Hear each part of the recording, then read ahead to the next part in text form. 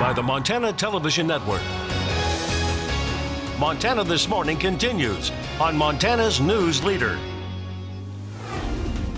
Fire in Clarkson burns multiple structures. I'm Mallory Peebles with MTN News, and I'll tell you what crews are doing to stop the flames and how neighbors are also helping out. The clock is ticking as Hurricane Florence approaches. Over 1.5 million people living along the East Coast have been told to evacuate. I'm Laura Podesta. I'll have the latest on the preparations before Florence makes landfall. Good morning. Talking a lot about weather today, and of course the horseshoe fire continues to burn in Clarkson. Already numerous structures have been lost to those flames. MTN's Mallory Peebles brings us a report from the scene. A command center has been set up on Pole Gulch Road, with the sheriff's office taking the lead, but receiving help from numerous other agencies. When the horseshoe fire started Monday afternoon, help came quickly to the Young family. We have cows and goats and chickens and ducks, and we had people showing up with horse trailers to help us get the cows out and taking our animals, because we're right back up near the fire. They were just as quick to pay it forward, stopping by the command center the very next day. Someone was saying that firefighters just needed coffee, and so we were thinking it's a way we could give back and help a little bit. And the Youngs weren't the only ones stopping by with drinks and snacks. The well-caffeinated crews have been working around the clock to contain the flames. Initially, wind was a problem, but even as that's backed down, steep terrain and dry conditions are making it tough for heavy equipment operators and ground crews, meaning much of the help is coming from above. They're going to hit those fringe areas. They're doing a lot of structure protection. We are in kind of it is rural, but it is a residential area. So they're definitely hitting the hot spots near the homes. Already, several structures have been lost to the flames. And while details are scarce, locals are talking and they all feel the impact. We've heard about some people who couldn't get back to their animals. So yeah, we're just sending prayers. And the support isn't just here at the command station. There's also been an outpouring online, with one GoFundMe account already being set up. Reporting from Clarkston, I'm Mallory Peebles with MTN News. Now, officials have not confirmed the exact number of structures lost to the fire, and if any of them have been homes. Cause of that fire is still under investigation. And more than 1 million people in 3 states have been told to evacuate as Hurricane Florence pushes closer to land. The storm is continuing to grow as it picks up strength from warm waters in the Atlantic. CBS News' Laura Podesta has details this morning from New York. As Hurricane Florence barrels toward the southeastern U.S., officials are not mincing words about the dangers ahead. Biblical, ominous. This storm is a monster. President Trump declared a federal state of emergency for the region. It's tremendously big and tremendously wet. In Virginia and the Carolinas, millions of people along the coast are doing everything they can to prepare before the powerful storm makes landfall. 8-year-old Josh Crabtree worked with his family to fill sandbags in Virginia Beach. Pretty hard, but actually kind of fun at the same time. In Myrtle Beach, South Carolina, Hunter and Susan Platt boarded up their house before evacuating. We got our important things out. Yeah. Our pictures and special things. Zatia Johnson and her family were bussed away from the North Carolina coast.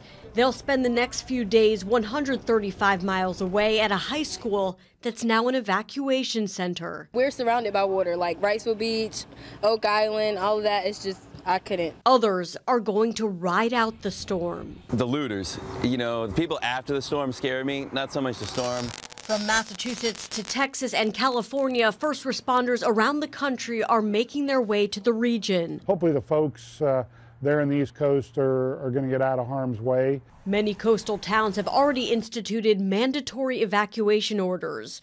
One model suggests some areas could get as much as 45 inches of rain. Laura Podesta, CBS News.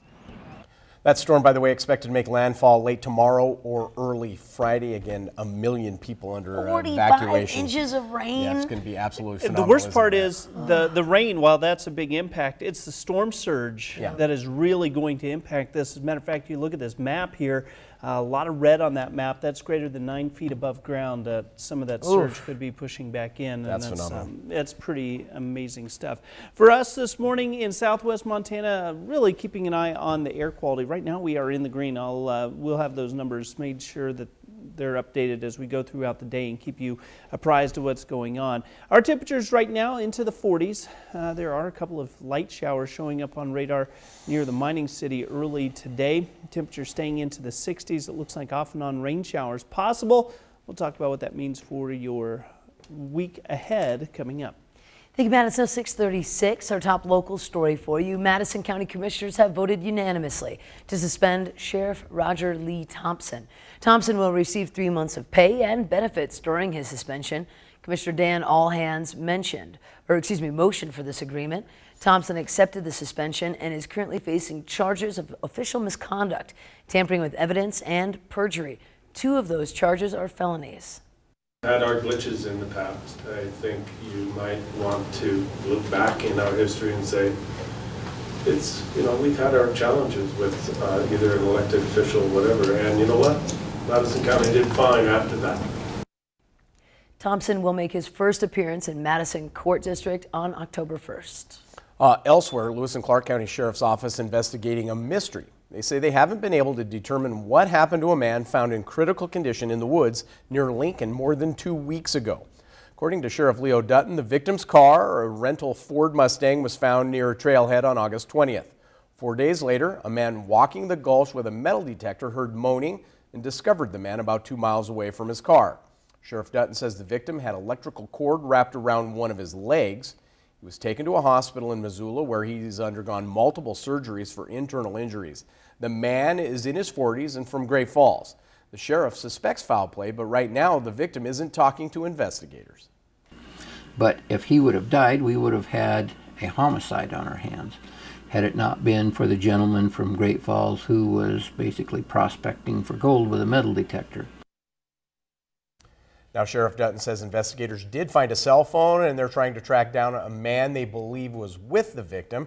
They're also working with the FBI Violent Crime Task Force. If you have any information that could help, call Lewis and Clark County Sheriff's Office or local law enforcement. Kind of a frightening story there. Oh, terrifying. Very weird, and a very terrifying story right here now as well. A cougar has killed an Oregon hiker in the Mount Hood National Forest. Diana Bobber's body was discovered after she'd been missing for nearly 2 weeks. She was found off a hiking trail in the Mount Hood National Forest. Valina Jones talked with her family. Through her entire life, beginning to end, she lived it fully. Even in her last breath, families say that fact remained true of the avid 55-year-old hiker. Diane Bauber's body was found Monday near Hunchback Trail, but it wasn't until the next day her sister Allison learned the shocking details. Oh, okay, so she didn't just trip and fall. She fought a cougar, and she fought pretty hard. They don't think the cougar came back. She died of her wound. Investigators are waiting for DNA results to come back to confirm, but with 6,600 cougars in the state, sightings in the forest, including the trail, are not uncommon, but attacks are. Oregon has never had, until this incident, a confirmed attack of a person by a cougar, either fatal or non-fatal. And so this is very rare. Despite the attack, investigators do not believe there's an increased safety risk.